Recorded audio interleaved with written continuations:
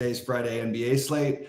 Want to quickly give a shout out to Sheets for taking down the showdown on the live sweat again with the chop, but not even that big of a chop, and oddly a chop with some people who had different lineups, which is really weird for NFL. Sheets, talk a little bit about that, and then we can jump into today's slate. But that was awesome. Well, I'm telling you, that's the fun part that I really want to try to develop is this live sweat thing, Yeah. And obviously, if somebody we know is deep, that's really good. And if one of us is deep, it's even better. So we were just kind of like, listen, we were just looking at the lobbies, just kind of lamenting our various mistakes and successes that didn't amount to anything. And then all of a sudden, somebody hit a touchdown and got us psyched for it. And then, it was a weird way to chop because, see, what happened was, and I even posted a video on this. There was I was exactly 0.5 behind somebody. No, what was it? How much was it? 4.5 ahead of somebody or behind somebody, and Puka Nacua rushed for 9 yards, and I had him in the captain, and this guy had him in the flex, and so I made up exactly 4.5 on a 9-yard thing. But dude, I gotta tell you, I ran that video like 30 different times, and he gained 10 yards. I don't want to hear it. I thought that they gave him the 10 yards. No, they gave him 9. Oh my goodness, that's so that cost Sheets an extra 20,000. Just 20,000, yeah. Yeah, it would have been a big. That's pretty wild. I mean, there was a lot of wild stuff that went your way, but that's a little bit tilting, a little bit. Yeah, that's pretty funny though, right? Yeah. But obviously that was clearly a lot of fun, and also again I separated those two slates, and I actually chopped the 180, the showdown there for like 900 with only 10 people actually. Or not even, maybe 5 people. Nice. And it was fun stuff. But we got a lot of opportunities for, listen, in DFS and in GPPs, as you know, all you need is one, right? Right. Fortunately, I do well enough with kind of these mid-rangers to right. just to keep me going, whatever. But we're looking for, man. We're looking for the 6 figs. That's what we're looking to do. And there's plenty of opportunities between tonight's NBA and the various different 2-game, single game, 9-game slates coming up. And then you get to that last week, which is for most people a complete shit show. But you seem to really be on top of all the different variations of week 19 or whatever that week is, where no one you've heard of is playing. Listen, and here's the thing about Bobby: any slate, any contest that requires more work than most people are willing to do is one that Bobby's usually really good at. So let's get after today, I suppose.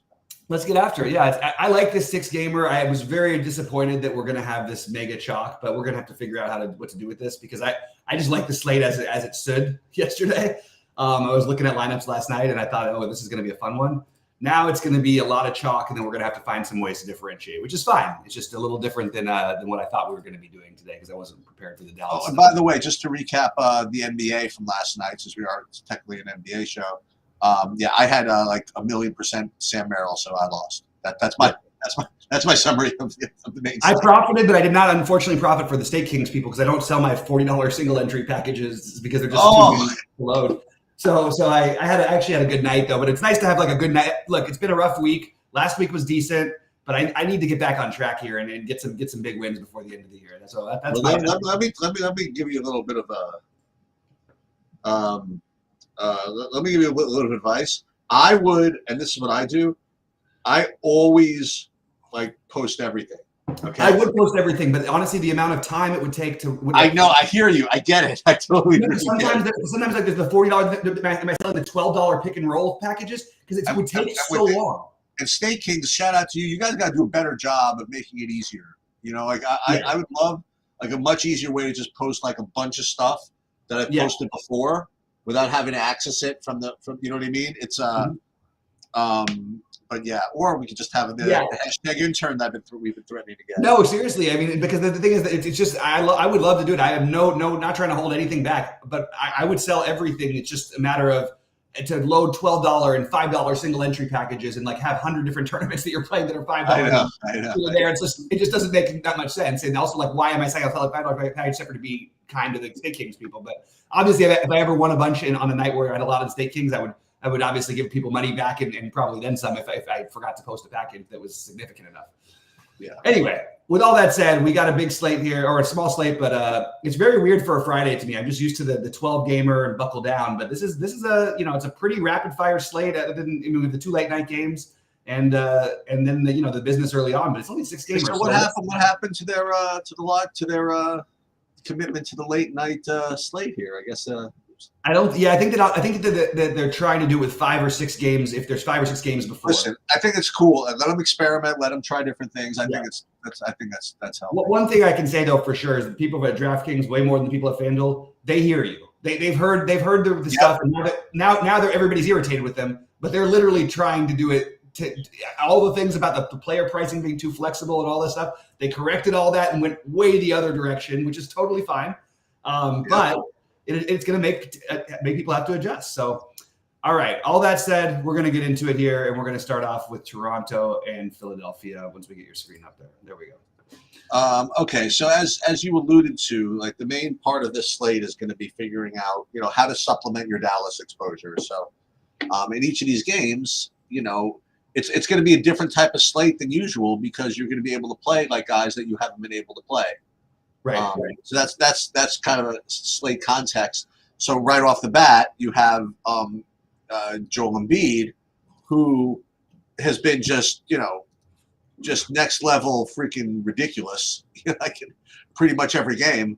Was it 50 real life points, 50 real life points against the freaking toughest defensive team in the league, pretty much.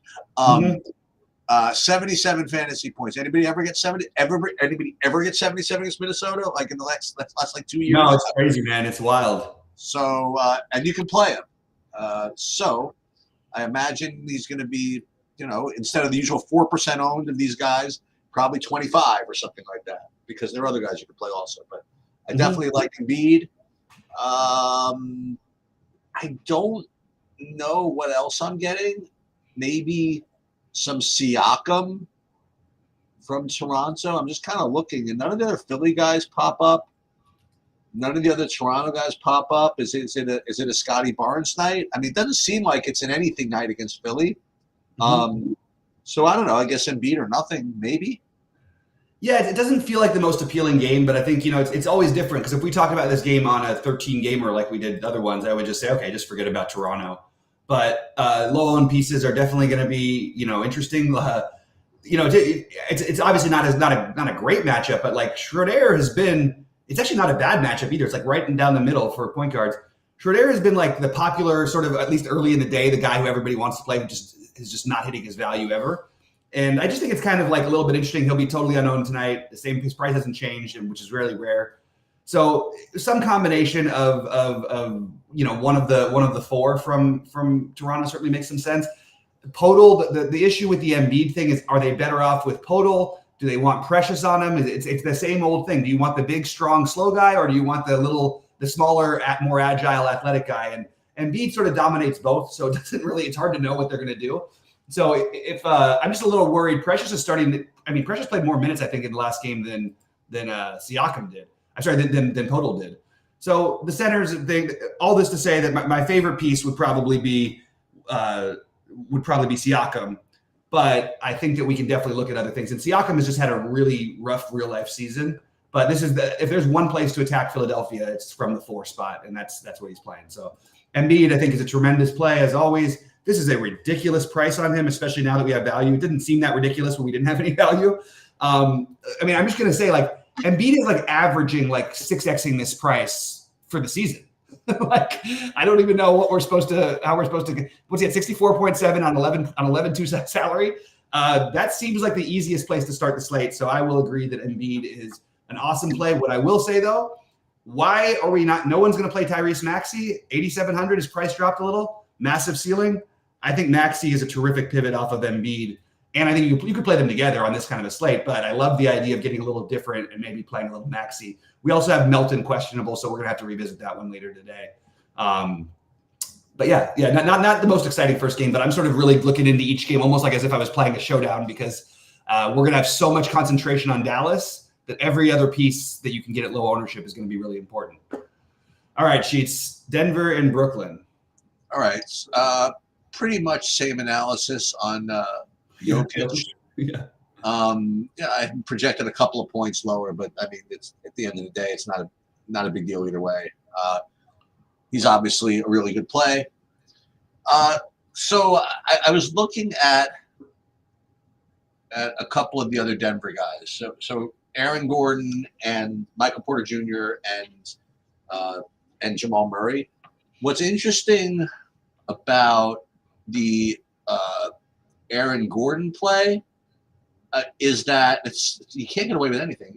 What I was going to say is that he happens to be the same price as Tim Hardaway Jr. Within like $100. So if you can get him to outscore Tim Hardaway Jr. at the forward position as well, then he's going to be, in my opinion, probably much lower owned.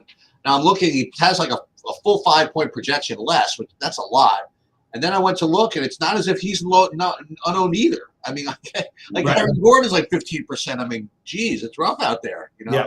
So now I'm going to look back also at Jamal Murray, and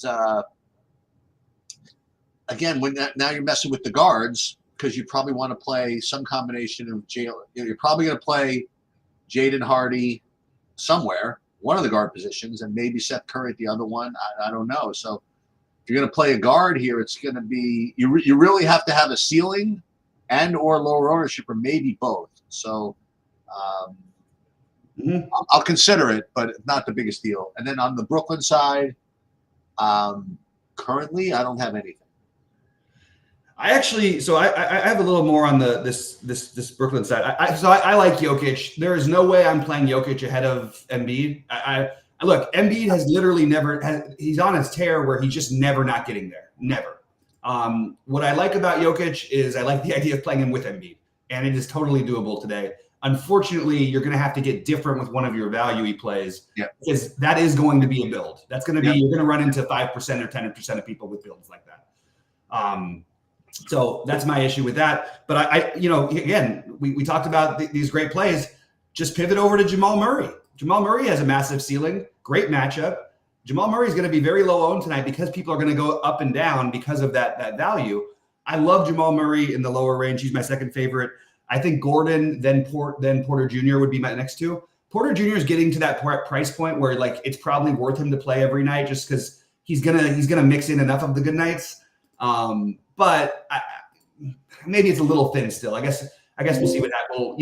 I don't know. I don't know if I'm going to get there. We'll see. Thinking about trying to match up with Jokic feels like foul trouble city for Claxton. Super large field stuff. Day'Ron Sharpe, I think, is a really interesting tournament play. And I like Bridges a little bit, and I think it's interesting to play Cam Thomas in this environment. At home, they're going to need to score to keep up with them. Cam Thomas or Dinwiddie, but like. You just hope they shoot the lights out. And I'll just point out that Cam Johnson, for whatever reason, seems to score 30 in the first half every night and sometimes ends up with 25. I don't know how that's possible, but that's what happens. But I think all the Brooklyn guys are definitely in play for me. But if there was one priority, I think it would be like Sexton just to try to match up with Embiid, although I'm worried about the foul trouble. And that's why I mentioned Sharpe as a large field tournament play. So I'd like to put this trivia question. I have a trivia question. So I ran a Saberson build in the background. I literally haven't looked to see what it's going to say, and I'm not going to until the end. And we're going to consider what percent of lineups have, who's the highest owned as usual, who's the highest owned. And then the secondary question is going to be how many of I think I ran 500 lineups, let's say, how many of those have, one of those two, Embiid or Jokic, and how many of those have both? That's going to be an interesting question. Yeah. Which you guys can consider. And after we go through this, we'll both predict that, and everybody can predict that in their heads, and then I'll display the results because I'm not looking at them before. Yeah. All right. Atlanta, Miami next. No, real quickly, I want to say that they're saying that DFS PhD shouted you out today, which was nice. That this is one. Yeah, he and I we're always double shouting at each other. Nice. And then and then no problem, Jolly. Happy that the Trey Murphy worked out. Sorry about the Wemby and Paul George stuff. Dude, the PG Nugent won another thing. That 222. He's a satellite genius nowadays. Yeah. Well, because DFS PhD does a really good job with like the overlay theory. Yeah. And like how to hunt for overlays into satellites and stuff. And PJ News has been like taking advantage of it. He's been saying he's been using that system plus the true DFS projections and stuff, and really been getting there. So I love it. I saw that. That was awesome to see. You know, it's almost more fun sometimes when if I wasn't going through such a losing streak, I could say it's more fun. But it's sometimes it's more fun to have the other people win. Atlanta, Miami. All right. Yeah, go. Doesn't feel like something I want to do, but I guess. Can I just point out that the total of this game is probably the highest heat total that we've seen in like recent history. It's like 237.5 for Miami. Yeah, Miami just never is a 237.5. I'm just throwing it out there. But they can get up and down when they're playing teams like this. Mm-hmm. I mean, when they played, who was it? They played somebody recently where they put up like 170 points or something. There was some crazy game that it was a high total, and they ended up. Let me just see. Wild, 142-132 against Indiana. So if you put them in one of those positions, they'll get after it. And Bam had with a crisp 12 minutes in that game, by the way. Right. So I don't know why he only played 12 minutes in that game. I don't know if he got hurt. In which game was that, Sheets? Okay, let's go back to it. So that was the game against Indiana. It was 142-132. That's the game he got hurt. He did get hurt. Okay. Yeah, because he didn't play again for the next 7 games. That's right. Yeah. But so I guess pace up spot. Well, I guess maybe you should supposed to play Bam and stuff like that. I don't know. And again, this is the slate where you do want to play the centers because the value is coming from other positions. And if I just went over, you're going to have some Embiid Jokic builds, maybe playing like Embiid playing Bam at 9,200. I mean, he's got to be 5%.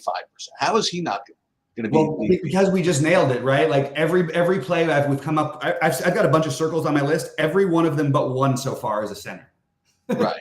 So that's the reason I think. Oh my God, there's another cheap center. I know. We haven't even gotten to it yet, so it's going to be a weird. Didn't even see that. Oh my God. Yeah. All right.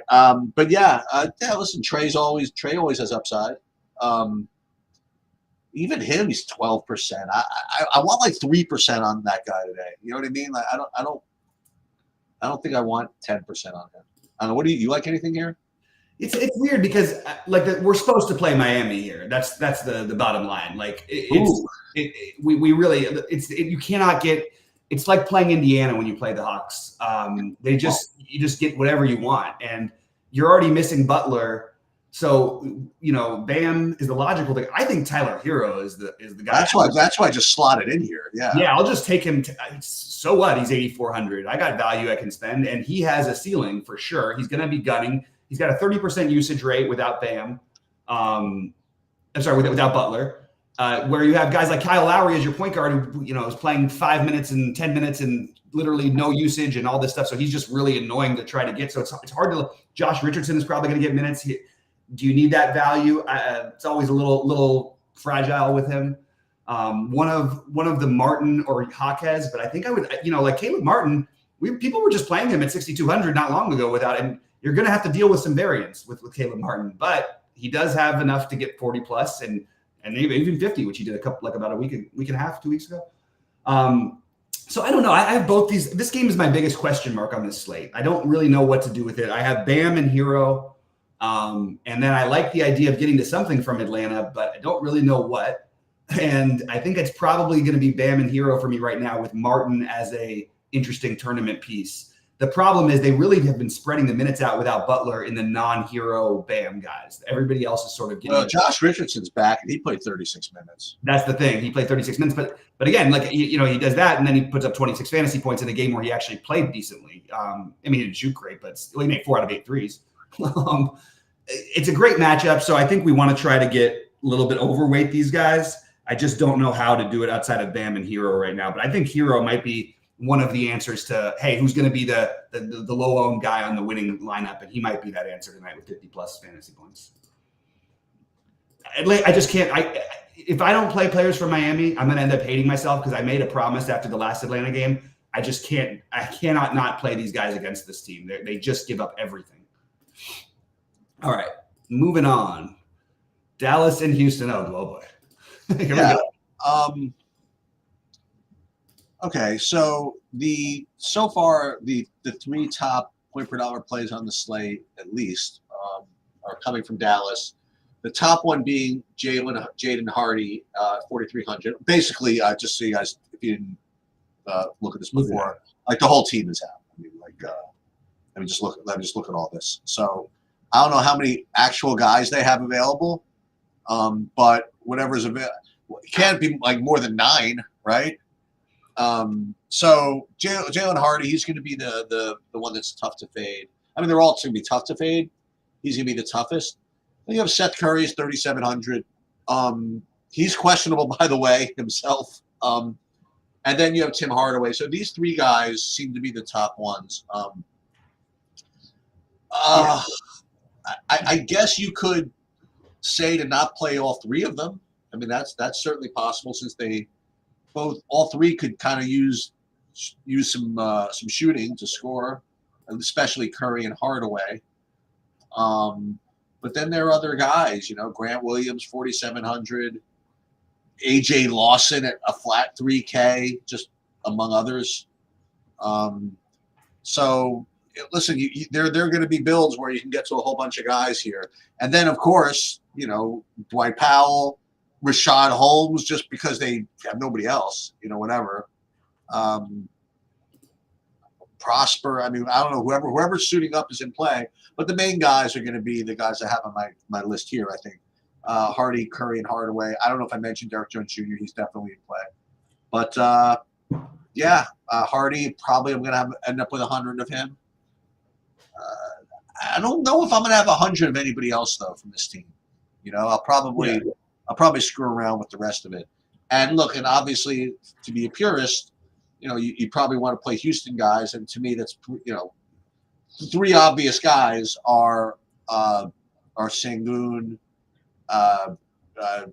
Van Vliet, and Jabari Smith Jr., who, boy, 61 to 7,100 there. DraftKings is rough, man. They are quite rough out there.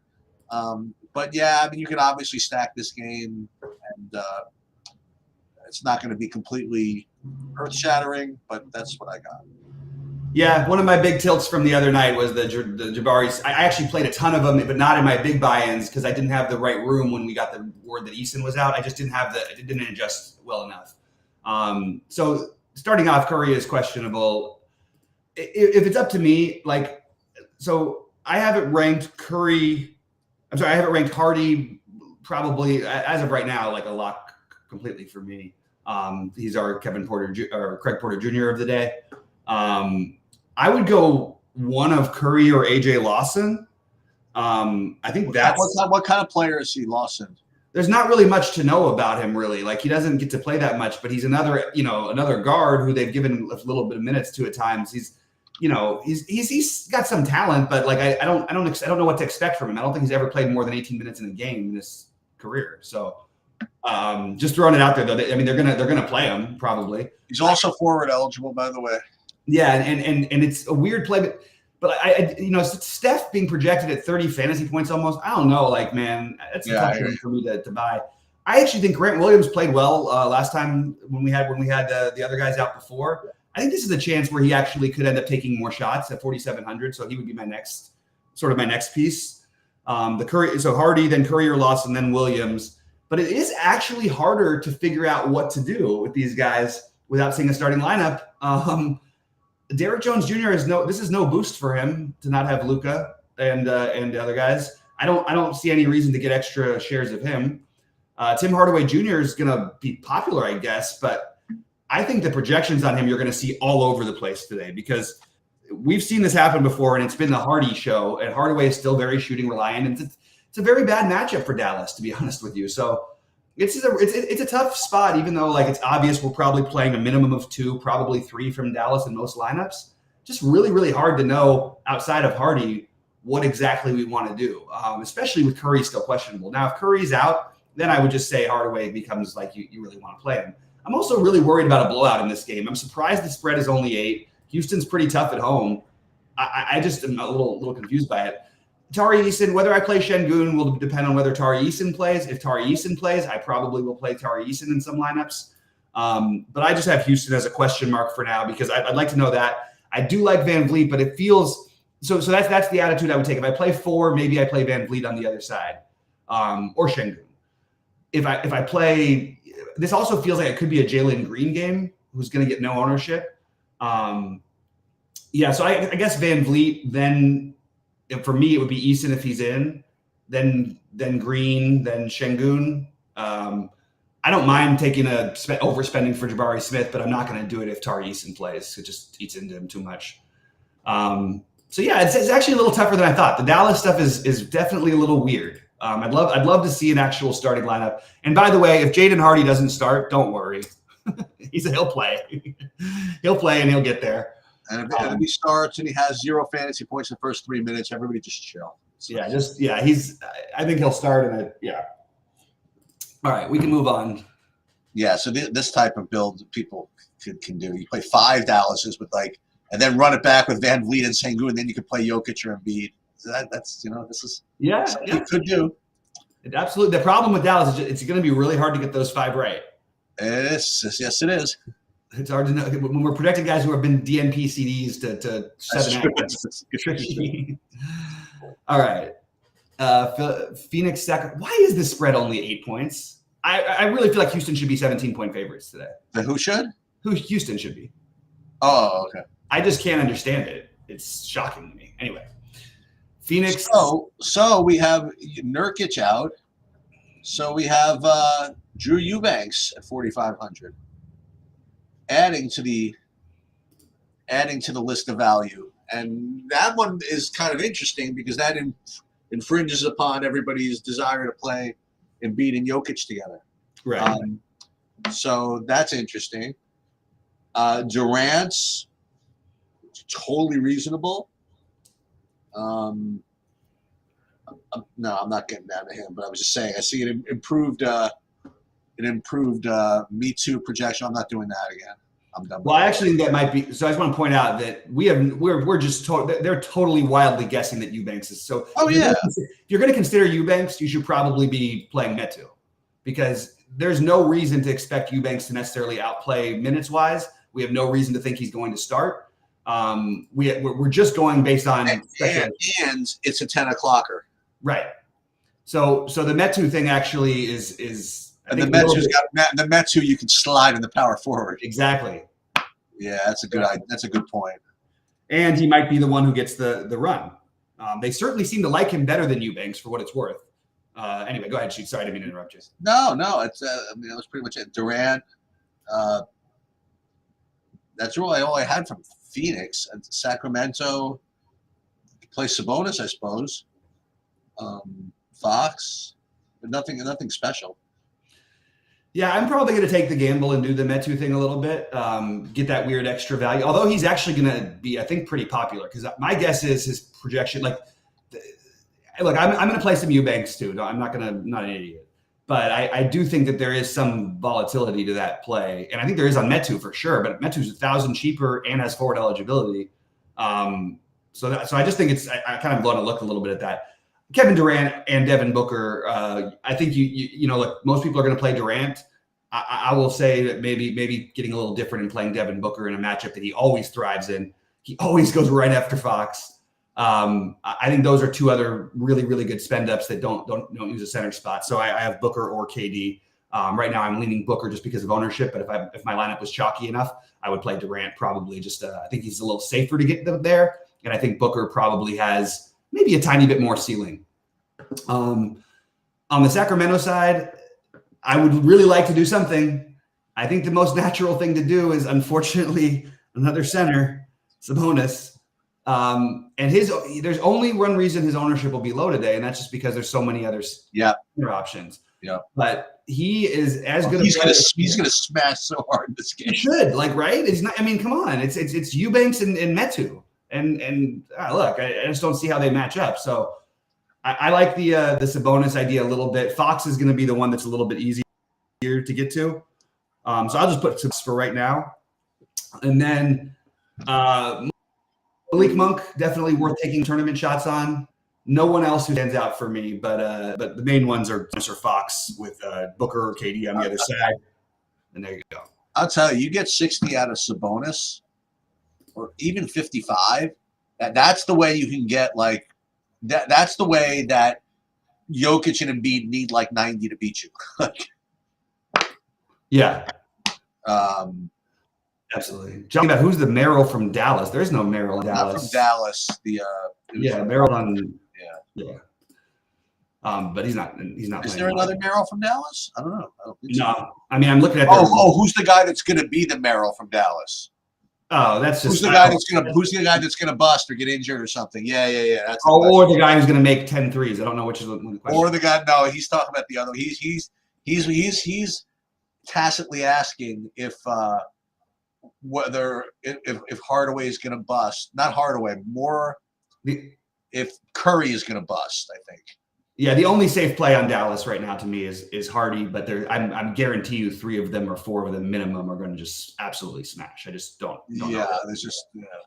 But like you said, I mean, it is a slow game. Houston plays good defense. It is, but it's weird. Like the total's higher than I thought it would be. I do not understand. And by the way, that's probably what I'll do when I get out of here. It really sucks to bet on the team. I mean, Houston -8 just feels like I don't even know how that game is only. I have no idea why it's only 8. Like it makes no sense to me why it's not 17. Because it's not like they just lost Luka. Also, they lost their top 3 guys this season that are all gone, and it's not like they have somebody to fill in for it. So what do they have on the draft? 8. They're 8.5. Yeah, I love that. That's one. That feels like a winner. I hope my tournament lineups are going to hope I'm wrong because I'm going to try and make a little stack there. But either way, Hardy's going to get there anyway. I loved Houston and I love the under in that game. So just to give you there's my free bet of the day that I'm getting to. So, all right, should we close it out? Yeah. So. Washington, Golden State. As mentioned before, by the way, Daniel Gafford played another 30 minutes, and as we discussed, by the way, he had 45 fantasy points again. He did have like 32 at the half. Just letting you know. Well, no, but that's pretty good though. It's a good second half for him. Yeah. But he's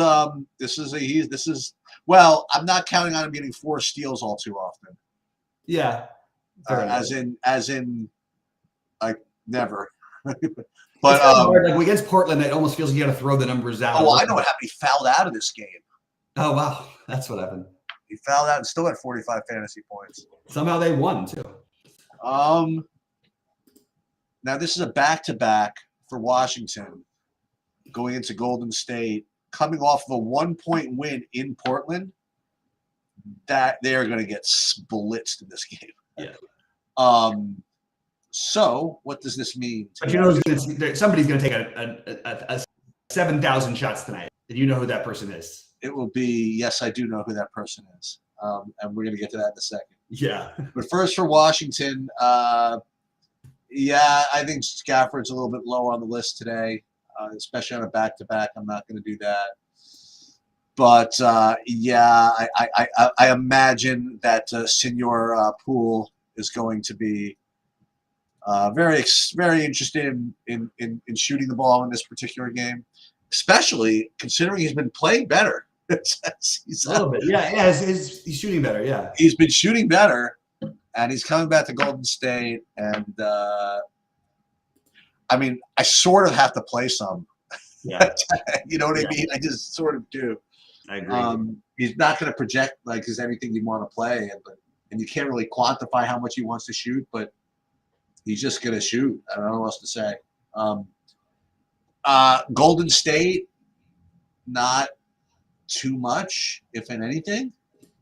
Curry, Paul, I don't know. This game's going to be a shit show, I think. But you know what? For the brand, I'll do a little Jordan Poole. Yeah, I love Jonathan Kuminga on that. So I'm in on Jordan Poole. I don't care. I'm not gonna like this is not a play that I'm recommending you make a staple. He's not a core play or anything like that. We play tournaments. You see this is the spot. Unfortunately, he played 34 minutes last night. I think he's gonna come in and try and do as much as he can. And look, it might work. Kuminga's the guy with the most interest to me on the other side. It's interesting because Steph, who like never hasn't done anything, and I mean he's actually been good in real life, but like he's projected to have ownership tonight for the first time just because people can spend in the guard spots. So you kind of see how the builds are going to work out. These guards like Steph and all the spend all the way ups that aren't centers are going to be really popular. Like Kevin Durant is going to be probably pretty popular by the end of the day. Curry is going to have some ownership. Kuminga, I think, is interesting because this is the kind of game environment where I think he thrives. Now, anybody who rostered him the other night has every right to feel a little frustrated because I think he had 27 in the first quarter and he ended up with 32. So it's certainly no sure thing with Kuminga, and he's probably going to have some ownership. But I do like him tonight in this matchup for what it's worth. Podziemski, if he plays, is probably my second favorite play. And that's pretty much it. If Podziemski doesn't play, I'd like to rerun some stuff. The one that you could consider for large field would be Clay. Clay has been much better shooting the ball. He's actually been unbelievable shooting the ball, and he's taking a ton of threes again. So it's not leading to monster fantasy games, putting up 46, 38, 38, and 41 in his last three. But man, that's a lot better than it had been all season. And he's taking, the number of shots you love to see. You love to see when guys are taking 10 to 15 threes that are, one of the best shooters of all time. So I am absolutely on board with a little bit of Klay Thompson. Kuminga, though, being my favorite play in that on the Golden State side. I think that, by the way, Kuzma's like a tournament play like every night, isn't he? Absolutely. The only reason I didn't mention him was because I was focused on the idea of the pool thing. And I am still also like very worried this game doesn't stay close. Sure. But yeah, Kuzma, I mean, he played 37 minutes last night. It was awesome. Put up 53 fantasy points. Sure. Yeah, absolutely. They're going to get destroyed here. They're going to get destroyed unless Jordan Poole comes out. I mean, one thing about him, though, if he does the old Jordan Poole thing, which maybe they let him have for one night, he could come in and take like 10 threes in the first quarter. Like, that's possible. You could. I don't know. All right, so I ran a Saberson build, and I'm going to pull it up in a second. I imagine I'm going to get 100% Hardy. I probably just on current projections going to get 100% Curry. I'm actually going to predict I'm going to 100% of all three of them, just for kicks. And I am boy, who looks like the best play, Embiid or Jokic? Oh, it's definitely Embiid. It's not even close between those two. Yeah, but I don't know. I still think that for whatever reason, like these weird mid-range guys are going to get more ownership. But we'll see. Boy, I had me too with a 24% ownership projection. Yeah, I think he's gonna. I mean, right now he's currently projected as what is he like? He's the fifth highest best projected point per dollar. All right, so do you agree with that? Like, how much do you think you would get from those top three? Of which ones? Hardy, I get 100%. Hardaway, Curry, Hardy. Hardaway, I'll probably have like 25%. Not what you'll have. I'm saying what Saberson will show.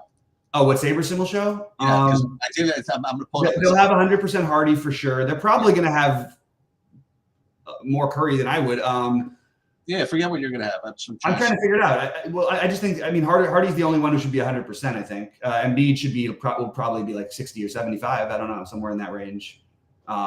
Other than that, it's a little tricky to figure out, to be honest. All right, let's pull it up and see what we have here. Let me find it. Okay.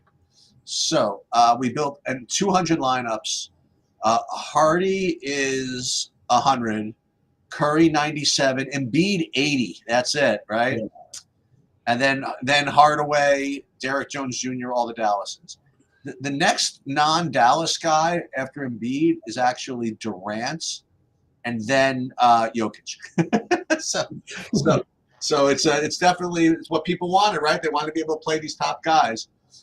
Let me see of the 200 lineups, how many of them have both Embiid and Jokic? That would be a total of 33.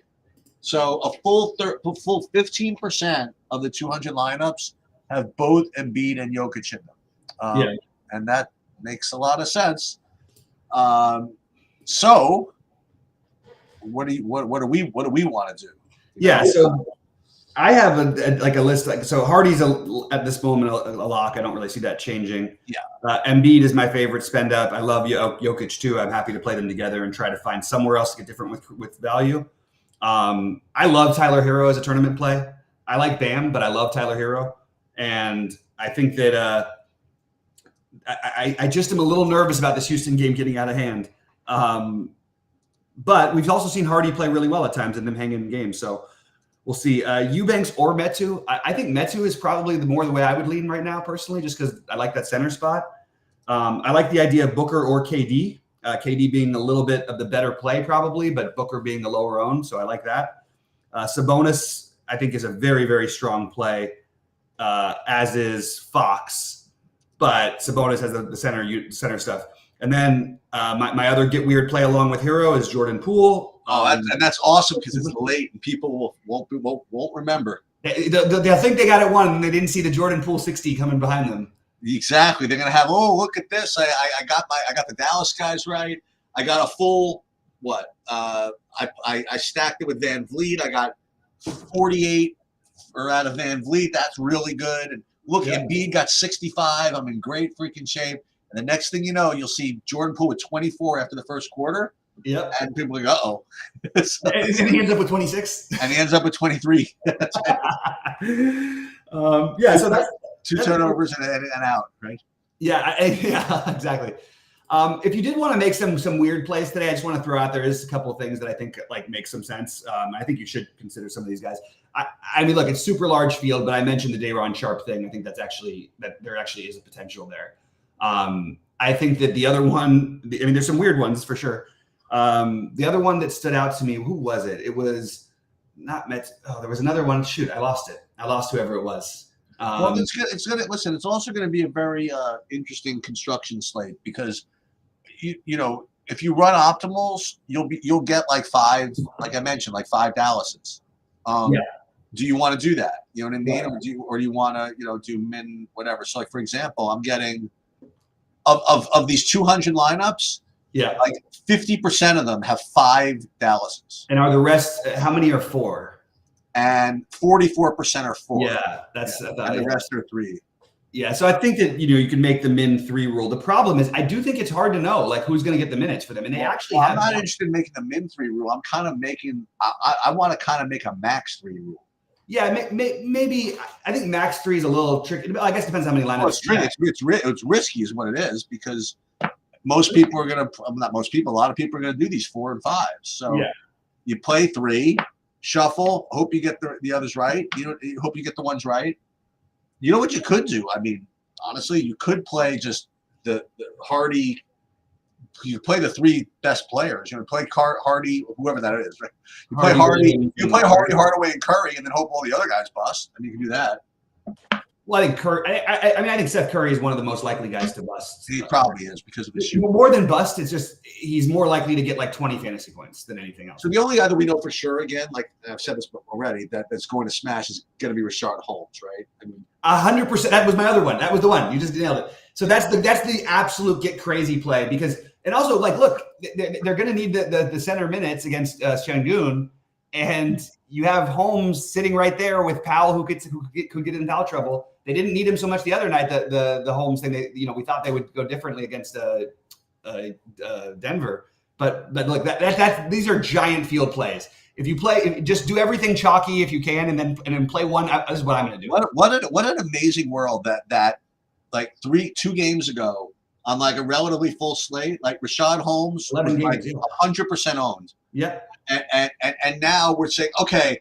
Now where Dallas has no players, like everybody's out, and he's going to be like 8%. We're like, ooh, that's a pretty good gamble that we want to take. I don't think he's going to be 8%. I think he's going to be 0%. Right, exactly. I don't think anybody in the world is playing Rashawn Holmes tonight, and I will throw it into one of the lotteries. I'll throw in a Rashawn Holmes and Day'Ron Sharp lineup and just have no chance to have anybody come near me. Well, wait. Well, let's hold on a second before we even get too much like this. How many players are there going to be on the roster? I mean, 9? They've got plenty of guys. Oh, they do. Okay. Yeah, right. They've got right now. They could dress. I think they're dressing 12, and I think the 10 are projected to play. So it's pretty much the same. Oh, okay. Yeah. What I was going to say is I would even be more aggressive than that. I would say that you're supposed to play these guys, Sharp and Holmes. Because if they only had 9, I mean, how are they not playing? Who's Sharp? Didn't you say De'Ron Sharp? Didn't you say? Oh no, that's for Brooklyn. Oh, sorry about that. Okay. That was my super thin Brooklyn play. It's a totally weird one, but it works every now and then. I mean, he put up 33 in the last game. Yeah.